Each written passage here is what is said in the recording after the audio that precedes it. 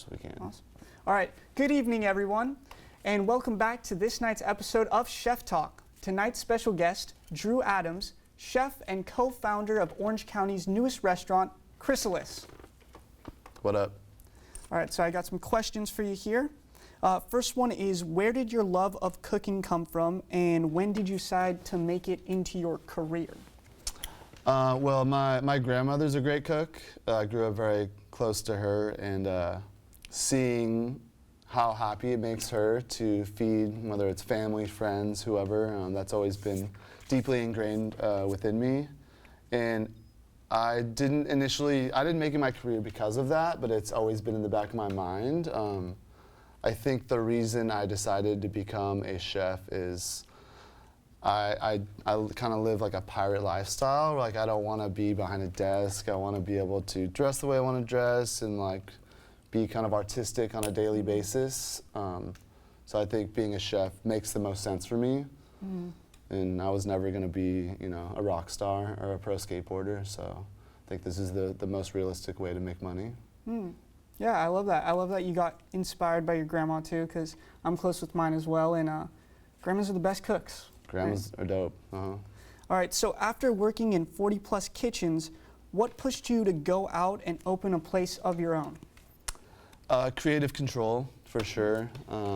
Not having to meet halfway with different restaurant owners or investors or whatnot. Being able to do it the way we want to do it, the way we want the walls to look, the way we want the bathrooms to look, however we want to do it, that's the way we want to do it. Yeah.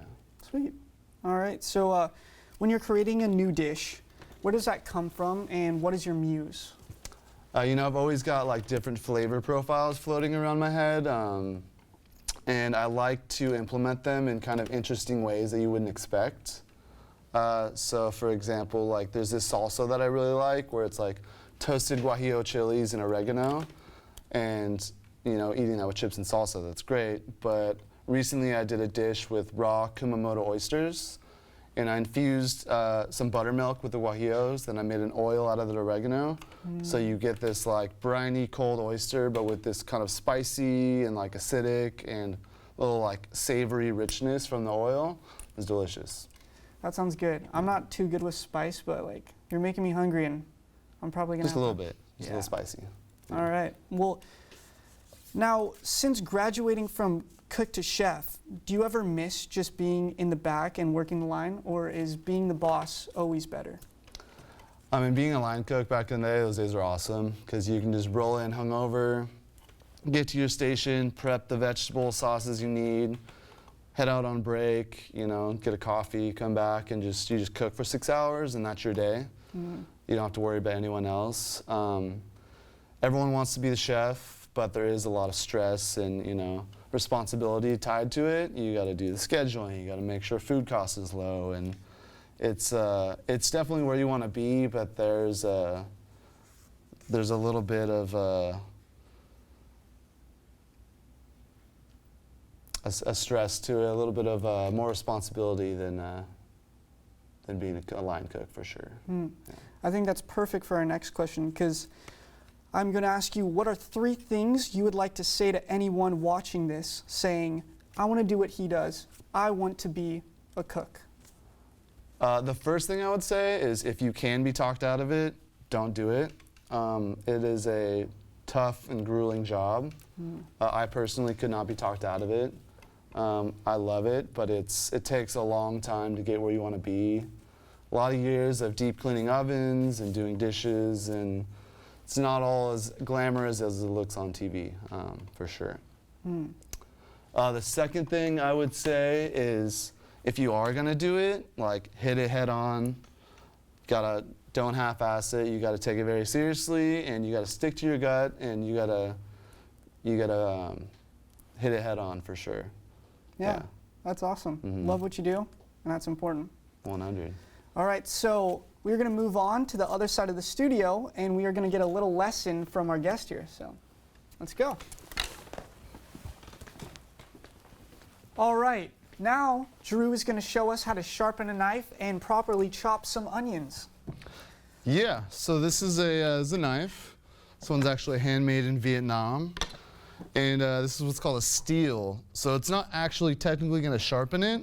What it's going to do is it's going to hone the tip of the blade. So if you took like a magnifying glass or like a microscope to the tip, it'll kind of start to do this just from like wear and tear. So what this is going to do, just a couple of these, it's just going to like straighten the very tip of that blade. Just a couple whacks of that. And then this is an onion. I'm going to show you what to do to this bad boy. So the back end is your roots. You're just going to leave that, 'cause it's going to hold all the pieces of the onion together, and you're just going to whack off the tip. Then now you got the root facing you. You're just going to cut it right in half. Kind of get all of that out of there.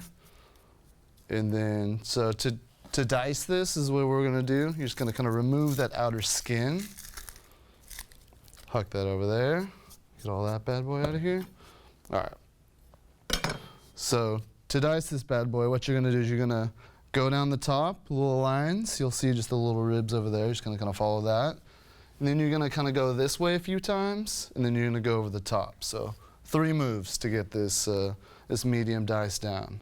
So I'll demonstrate.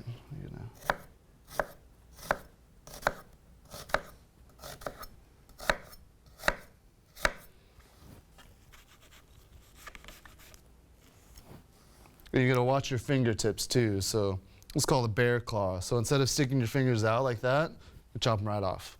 You're going to tuck them in and kind of use the little tip of your knuckle as a guide.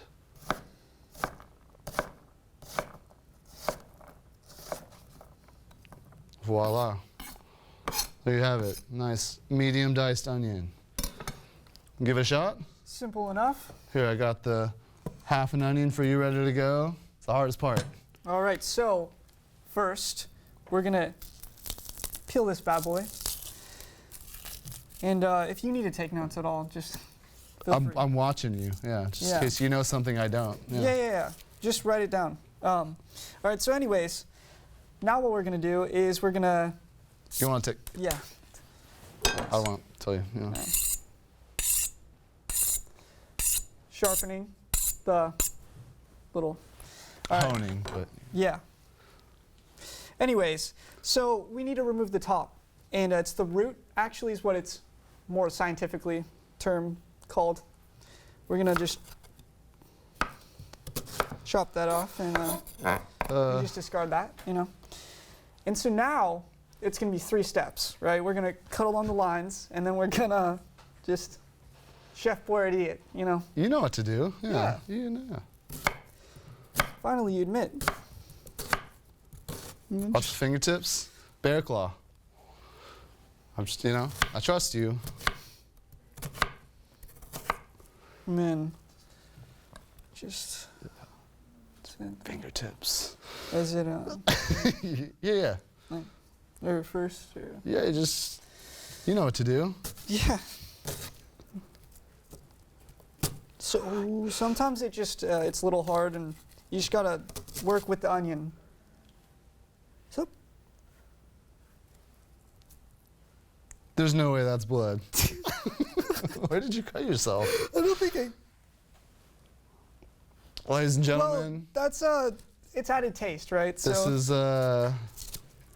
these things happen. And, we're not gonna eat that one. Yeah. And who knew the back of the blade can actually cut? So, you gotta watch out for everything.